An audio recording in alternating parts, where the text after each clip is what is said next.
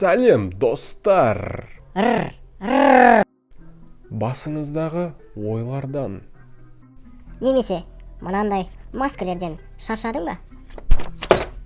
Негізі әр адам басына күніне 80 мың ой келеді, дейді ғалымдар.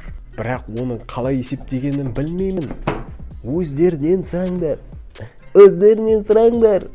Енді олар түбі келетін болғасын, біз оларға фильтр жасамасақ, не жылдамдығын ақырындатпасақ, ол адамда сол күні өзгеріс болмайды. Ал ол үшін күнделікті жаттығулар жасап отыру қажет. Дәл дене мүшелері секілді. Мысалға сіз дене мүшелерін қатайту үшін күн сайын жаттығу жасамасаңыз, олар алдыңғы деңгейге қайтып келеді. Ал ол жаттығулардың барлығы интернетте бар.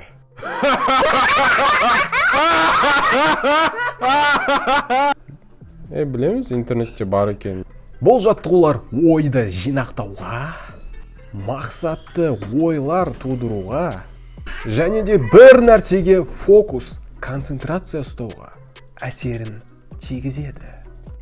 Сол жаттығуларды білесіздер ме? Ойына өзі білмейді, бізде сұрап отқан неш. Окей, мен қазір бірінші аттарын айтамын.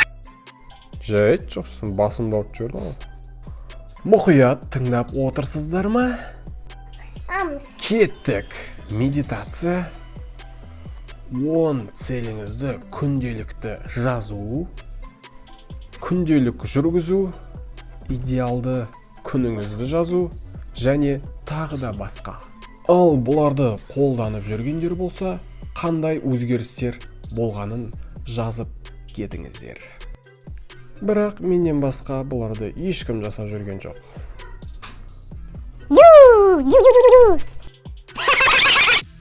Егерде қызық болса, маған қызық деп астына жазып кетіңіз.